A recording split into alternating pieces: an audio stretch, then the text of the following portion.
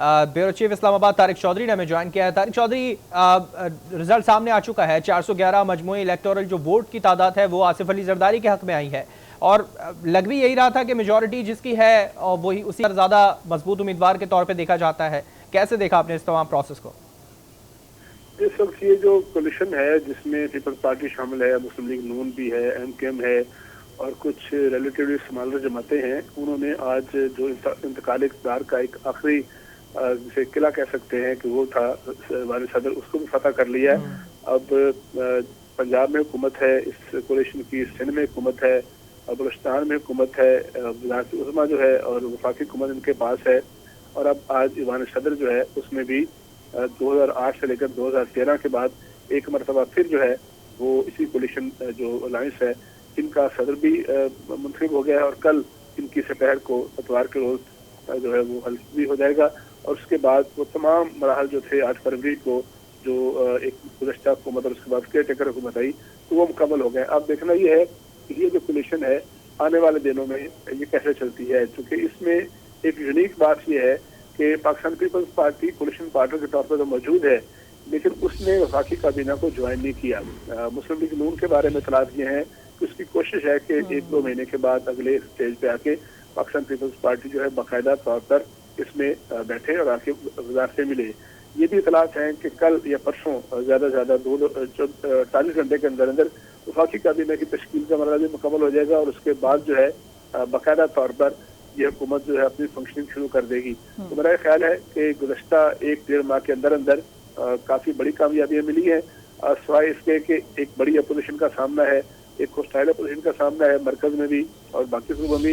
यकीनी तौर पर ये जो आम इंतखाबात से पहले कहा जा सकता था कि हुकूमत जो है पाकिस्तान पीपल्स पार्टी, मुस्लिम लीग नून और उसके पार्टनर्स की बनेगी, वो बात जो है अब तकरीबन जो है वो ज़ाहिर हो चुकी है, मुकम्मल हो चुकी है, और एक बड़ा मरहला जो है इन सियासी जमातों ने तो कंप्लीट कर लिया है। अच्छा तारिक साहब, कितने चांसेस नजर आ रहे हैं? क्या कोई ऐसे साइंस हैं कि विफाक को ज्वाइन करेगी पीपल्स पार्टी? क्योंकि अब से कुछ देर पहले हम देख रहे थे कि नून लीग का इजलास भी जारी था और अभी भी कोशिशें हैं। आप बिल्कुल दुरुस्त फरमा रहे हैं कि बहुत सी कोशिशें की जा रही हैं, मुलाकातें की जा रही हैं, तोड़ जोड़ कहीं ना कहीं जारी है कि किसी तरीके से पीपल्स पार्टी को भी विफाक में मिलाया जाए। और हमने देखा था कि इलेक्शन के नतीजे आने के बाद भी नवाज शरीफ की जानिब से अपनी पहली तकरीर में यही कहा गया था। तो आपको क्या लगता है, क्या वजह है कि रुकावट है पीपल्स पार्टी की जानिब से, और यहाँ से कितना पॉजिटिव साइन है कि वाकई ये कामयाब हो जाएंगे नून लीग उनको विफाक में शामिल करने में?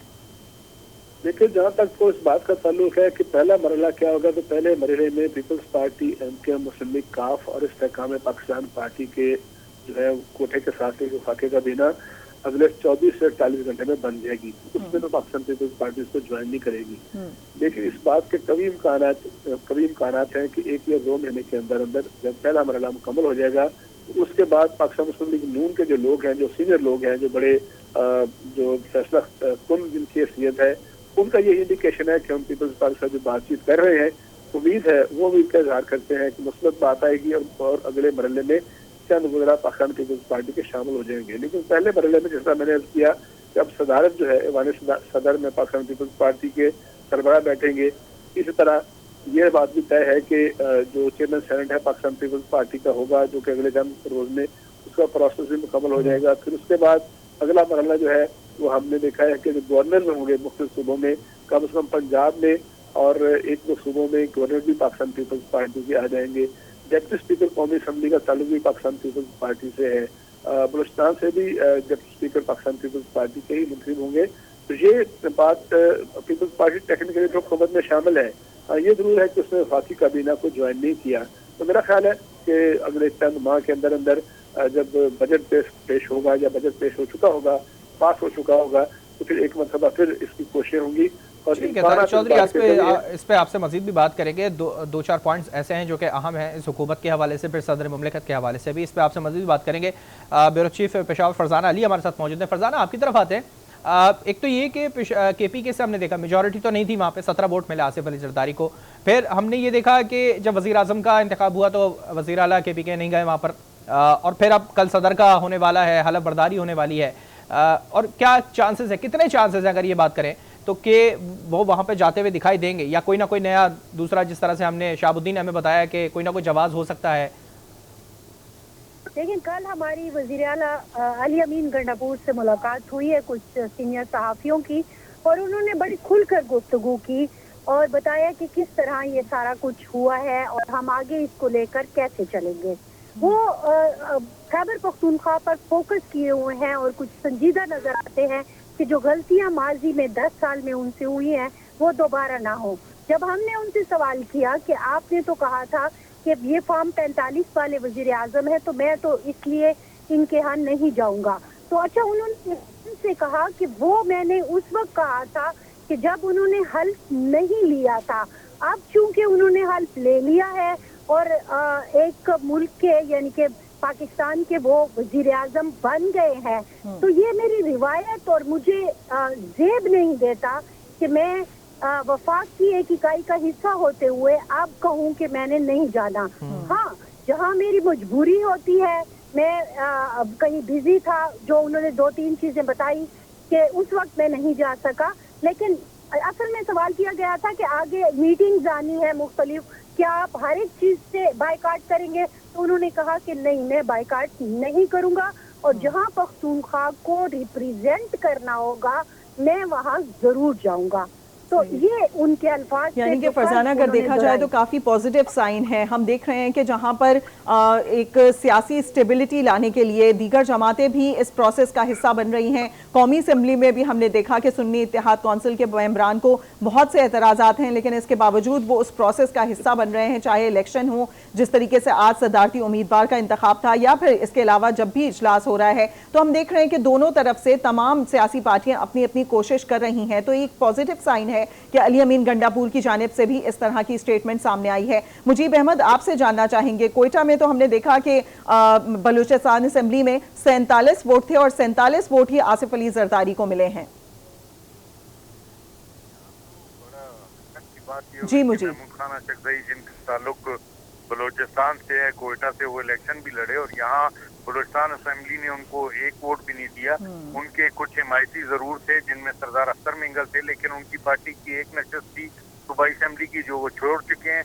नेशनल पार्टी ने काफी मुज़ाकरात के बाद आसिफ जरदारी की हिमायत का फैसला किया। JUI एब्सटेन कर गई, उनसे उम्मीद थी कि वो शायद कोई वोट डाल देंगे, लेकिन उन्होंने भी नहीं किया। जबकि जो BNP अवामी है कि आपको तहरीक है, उन्होंने भी एब्सटेन किया, उन्होंने भी किसी को वोट नहीं दिया।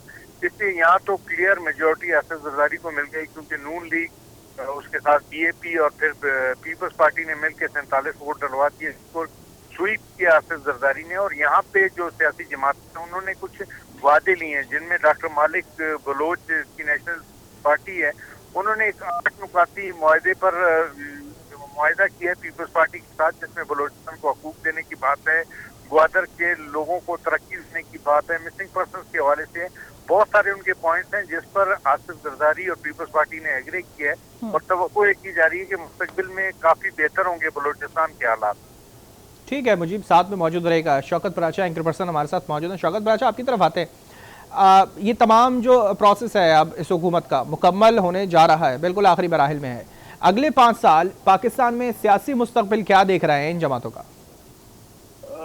बड़ा अहम सवाल है, क्योंकि सारा डिपेंड कर रहा है जो इस वक्त तकसीम है, क्या ये तकसीम जारी रहती है मुल्क में, या फिर जो सियासी तकसीम और जिस तरह के मनाजर हम कौमी असम्बली में हर इजलास में देखते हैं कि अपोजिशन खड़ी हो जाती है, स्ट्रांग अपोजिशन है, तो ये एक क्रिटिकल होगा। और चूंकि आसिफ जरदारी के साथ बहुत सारी उम्मीदें वाबस्ता हैं, उन्हें मफामत का बादशाह कहा जाता है, और पीपल्स पार्टी ने कुछ ऑपोजिशन मानने को तैयार नहीं है ना ये? जी दोबारा फरमाइए। ये ऑपोजिशन मानने को तैयार नहीं है ना कि वो मफामत के बादशाह हैं? उन्होंने कहा ये मफादात के बादशाह हैं।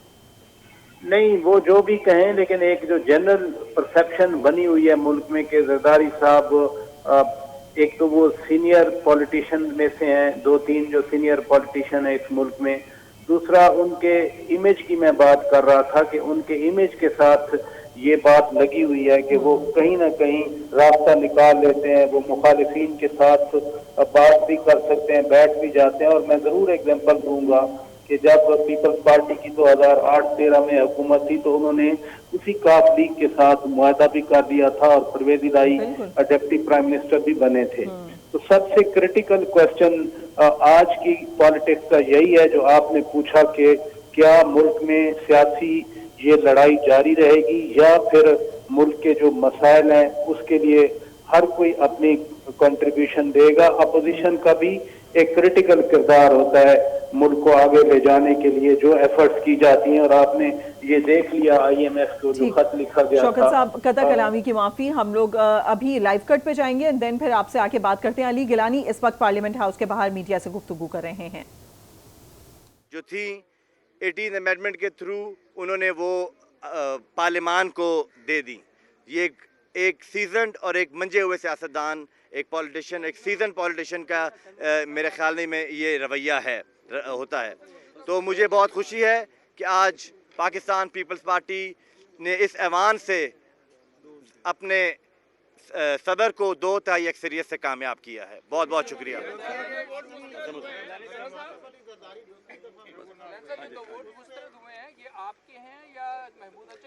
دیکھیں یہ کچھ ووٹ ان کے مسترد تھے, کچھ ووٹ بالکل بلینک تھا, ایک ہمارا ووٹ مسترد ہوا ہے.